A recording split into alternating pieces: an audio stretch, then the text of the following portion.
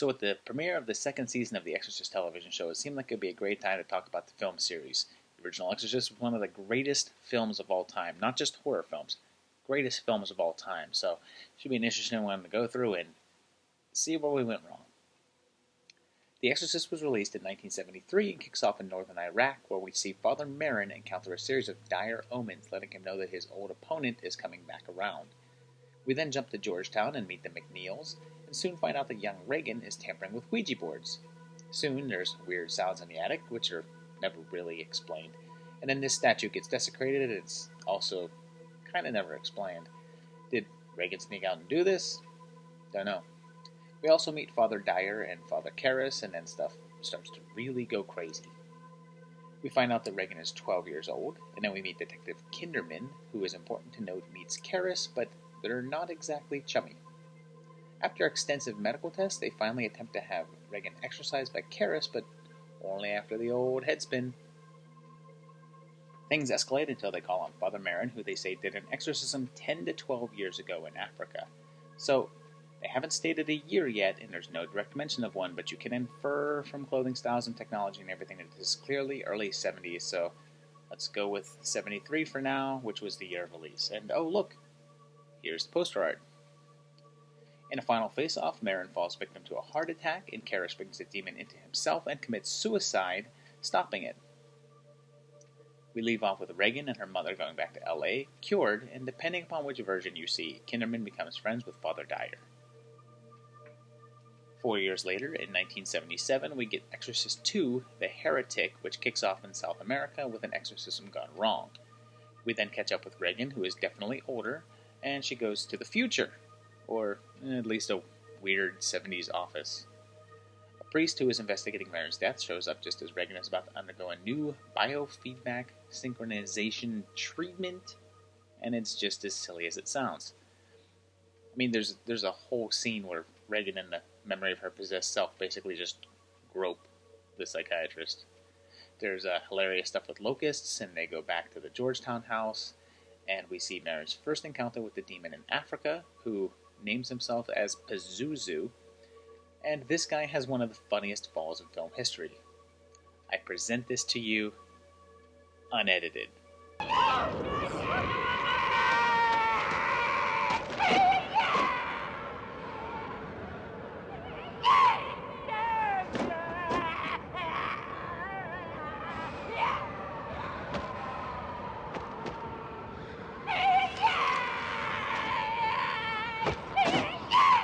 Next, it turns out that the boy that Merrin exorcised is still alive and is Darth Vader now, and Reagan heals an autistic girl, and Father Lamont heads around the world, flown by Ned Beatty, who flies him right past Otisburg, until he finds James Earl in a locust hat. Or is he a doctor? Lamont heads back home, but stops off to buy this extremely fashionable shirt, and they go back to Georgetown again, and there's death and silliness, and Lamont pulls out Demon Reagan's heart, and the house collapses, and Reagan walks off with the priest. So, they never outright say how long it's been since the first one, but the official movie poster says that it's 4 years later, and that fits. And so Reagan is 16 years old here, which makes the whole tempting of Lamont a little weirder. Also, I don't care what people say about it, this is one of the most enjoyably bad movies I've ever seen. Not a single thing about it works, and every performance, even from high-caliber talent, is incredibly awful, and it makes it so much damn fun to watch. We had to wait all the way until 1990 to get another chapter with The Exorcist 3, which kicks off by letting us know that we're back in Georgetown, and it's now 1990, giving us a solid date for this one. We're introduced to the infamous stairs, shown carefully as to not show the house next to it, so we're not quite sure if the events of the last film occurred or not. Then re-meet a recast Father Dyer and Kinderman to find out that he's still investigating the Gemini killer, even though he's been dead for 15 years. And he and Dyer are still friends. Kinderman has weird dreams that include Fabio, because, who's don't? Oh, and Sam Jackson. And then the killer gets Dyer. Turns out that there's a random patient in the hospital who's been there for 15 years and claims to be the Gemini killer, and possibly Damien Karras, who Kinderman describes as his best friend, even though we only saw them meet once. He also says the Karras died 15 years ago, and that actually places dates for us for the first one in 1975, and the second one, billed as 4 years later, in 1979, which is fine since there's really nothing in those movies to contradict that. And it turns out that Karras' body is being possessed by the spirit of the Gemini killer, who is actually the voice of Chucky, Brad Dourif. Then we get what might be the single most effective jump scare in film history. Gemini is able to get out by possessing the elderly and somehow giving them supernatural abilities like creepy ceiling walking, and then there's a final exorcism in which Gemini takes a backseat to something else that defeats the priest, and Kinderman has his own face-off and is able to convince Karras to assert control and shoots him, and this tombstone confirms his death in 1975, reaffirming the date for the first film. It was another 14 years until a new chapter arrived with 2004's Exorcist: The Beginning. Acclaimed filmmaker Paul Schrader shot the film only to have his version scrapped, and Rennie Harlin was brought in to completely reshoot it. So let's talk about them both. This version takes place in 1949, and young Father Merrin is convinced to go to Africa to investigate a buried church. There's some super convincing CG hyenas, bed shaking, the Pazuzu statue. Say that 5 times fast. A little possessed boy unleashes his power.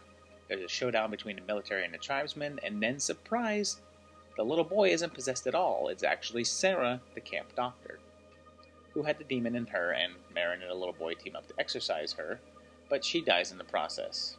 The whole experience returns Merrin to the priesthood, although this film seems to contradict continuity. We definitely see a different version of the events in Africa than previously shown in Exorcist 2, so this film is clearly ignoring that entry, but it also defies the timeline of the first one.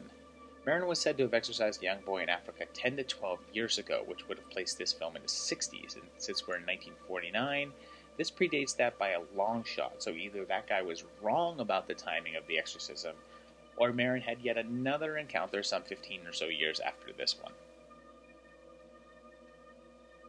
The film was such a bust that they gave Schrader the chance to release his own version, so 1 year later, in 2005, we get Dominion, prequel to The Exorcist.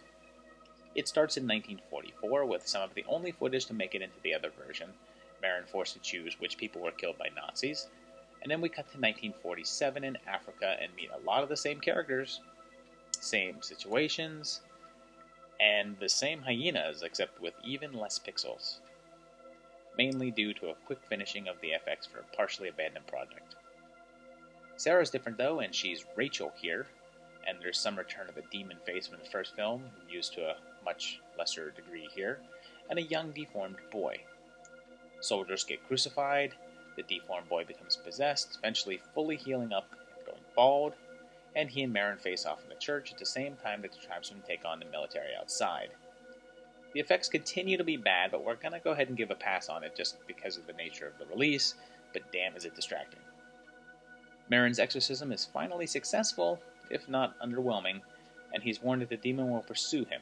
Again, this account contradicts the same things in the first and second films that the previous attempt did, so the same comments apply here. Between the two films, this one is definitely the better, although I admit, not by much. All was quiet for another 11 years until 2016 brought us the Exorcist television series on Fox. Spoilers if you haven't seen it yet. But at first it was unconnected to the film series, and it wasn't until the 5th episode that Gina Davis's character was actually revealed to be none other than Regan MacNeil, all grown up and still sought after by Pazuzu. She ends up possessed once again, kills her mother, and is able to fight back, but has her back broken, ending the series paralyzed but free, setting up the second season, which is about to debut. So there you have it, 5 movies that are technically 4 due to the last 2 being the same movie, and a TV show that kind of do tie together. I mean, there's not a ton in there that contradicts too much else in the series, so it actually works out pretty well for me, and really enjoyed a lot of these. I really love the first. You can't not like the first Exorcist movie. It's a great film. And I actually am a huge fan of Part 3. If you haven't seen Exorcist 3, that is definitely one to watch, because it is it's fantastic. It's a great movie. So that's it for this week. I hope you enjoyed the video. I know I really enjoyed watching these ones. Lots more horror to come all the way through Halloween, so stick around. Please let me know what you want to see down below in the comments if you haven't seen one yet. Still a lot of requests for Child's Play, still a lot of requests for Hellraiser. All I can say is they're coming very soon. That's about it. Subscribe, like, do all the normal stuff, and then we'll see you again for the next video in a couple weeks. Bye, guys.